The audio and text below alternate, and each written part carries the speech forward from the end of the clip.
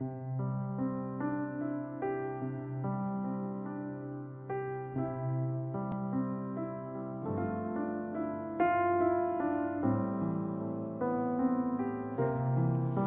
Senhor esteja convosco, Ele está no meio de nós. Proclamação do Evangelho de Jesus Cristo segundo João. Glória a vós, Senhor. Naquele tempo, Jesus apareceu de novo aos discípulos à beira do mar de Tiberíades. A aparição foi assim. Estavam juntos Simão Pedro, Tomé, chamado Dídimo, Natanael de Caná da Galileia, os filhos de Zebedeu e outros 2 discípulos de Jesus. Simão Pedro disse a eles: "Vou pescar." Eles disseram: "Também vamos contigo." Saíram e entraram na barca, mas não pescaram nada naquela noite. Já tinham amanhecido e Jesus estava de pé na margem, mas os discípulos não sabiam que era Jesus. Então Jesus disse: "Moços, tendes alguma coisa para comer?" Responderam: "Não." Jesus disse-lhes: "Lançai a rede à direita da barca, e a achareis." Lançaram, pois, a rede e não conseguiram puxá-la para fora, por causa da quantidade de peixes. Então, os discípulos a quem Jesus amava, disse a Pedro: "É o Senhor." Simão Pedro, ouvindo dizer que era o Senhor, vestiu sua roupa, pois estava nu, e atirou-se ao mar. Os outros discípulos vieram com a barca, arrastando a rede com os peixes. Na verdade, não estavam longe da terra, mas somente a cerca de 100 metros. Logo que pisaram a terra, viram brasas acesas com peixe em cima e pão. Jesus disse-lhes: "Trazei alguns peixes que apanhastes." Então Simão Pedro subiu ao barco e arrastou a rede para a terra. Estava cheia de 153 grandes peixes, e apesar de tantos peixes, a rede não se rompeu. Jesus disse-lhes: "Vinde comer." Nenhum dos discípulos se atrevia a perguntar quem era ele, pois sabiam que era o Senhor. Jesus aproximou-se, tomou o pão e distribuiu por eles. E fez a mesma coisa com o peixe. Essa foi a 3ª vez que Jesus, ressuscitado dos mortos, apareceu aos discípulos. Depois de comerem, Jesus perguntou a Simão Pedro: "Simão, filho de João, tu me amas mais que estes?" Pedro respondeu: "Sim, Senhor, tu sabes que eu te amo." Jesus disse: "Apacenta os meus cordeiros." E disse de novo a Pedro: "Simão, filho de João, tu me amas?" Pedro disse: "Sim, Senhor, tu sabes que eu te amo." Jesus lhe disse: "Apacenta as minhas ovelhas." Pela 3ª vez, perguntou a Pedro: "Simão, filho de João, tu me amas?" Pedro ficou triste, porque Jesus perguntou 3 vezes se ele o amava. Respondeu: "Senhor, tu sabes tudo, tu sabes que eu te amo." Jesus disse-lhes: "Apacenta as minhas ovelhas. Em verdade te digo, quando eras jovem, tu cingias e ias para onde querias. Quando fores velho, estenderás as mãos e outro te cingirá e te levará para onde não queres ir." Jesus disse isso, significando com que morte Pedro iria glorificar a Deus, e acrescentou: "Segue-me." Palavra da salvação. Glória a vós, Senhor. Caríssimos irmãos e irmãs, celebramos hoje o 3º domingo da Páscoa, onde somos convidados a reconhecer que o testemunho do nome de Jesus é tudo aquilo que ele significa. Só será possível se nos colocarmos numa escuta obediente de sua palavra. A missão está ligada intimamente à experiência eucarística, sinal da comunhão com Jesus e com tudo aquilo que ele fez e ensinou. E que agora somos convidados a testemunhar com audácia e alegria a todas as pessoas. Na primeira leitura, somos convidados a refletir que a vitalidade e o dinamismo que envolve os discípulos não vem apenas das ações prodigiosas do Senhor. O dinamismo se revela também na coragem com que os apóstolos anunciam o nome de Jesus.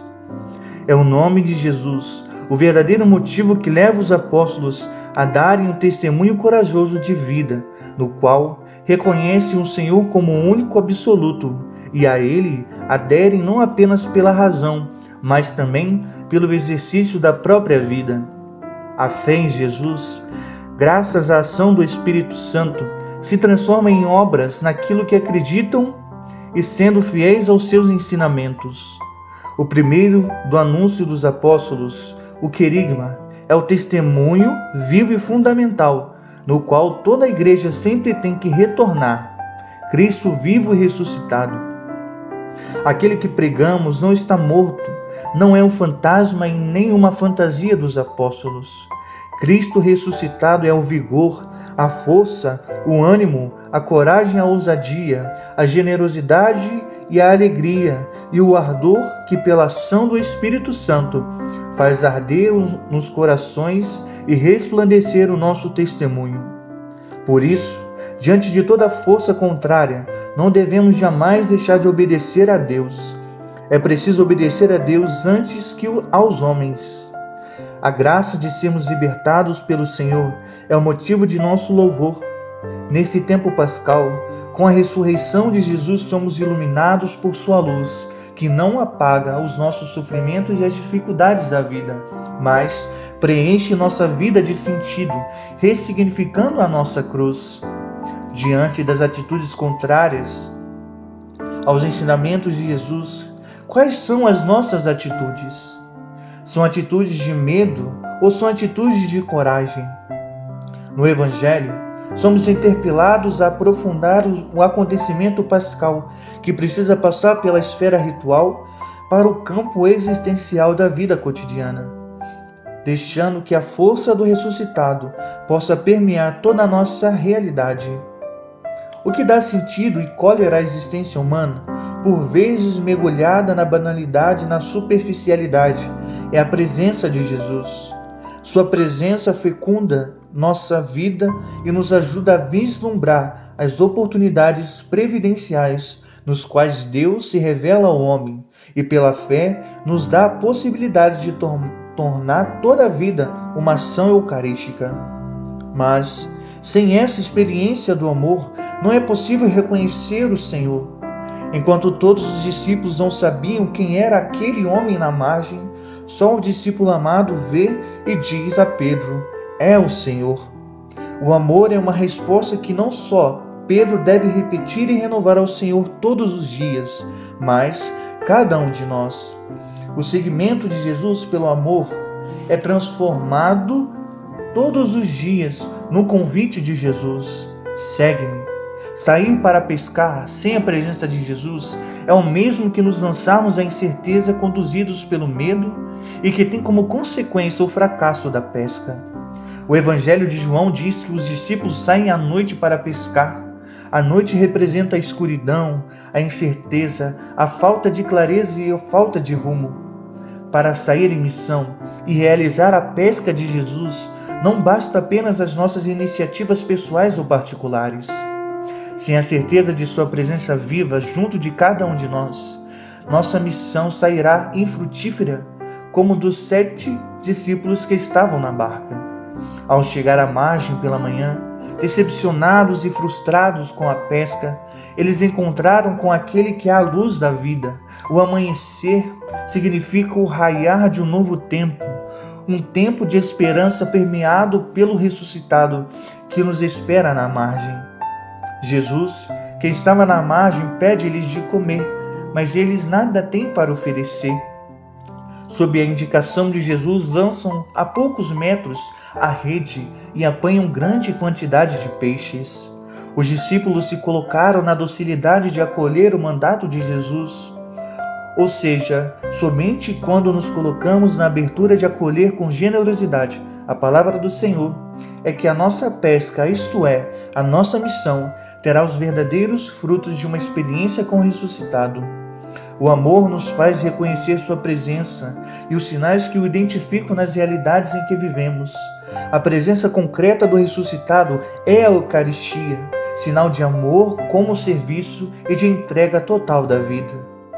No diálogo de Jesus com Pedro, tinha, ao negar Jesus por 3 vezes, uma mentalidade de Messias poderoso e dominador. Fica claro que não há lugar no reino para aqueles que não entram na lógica de um seguimento baseado no amor.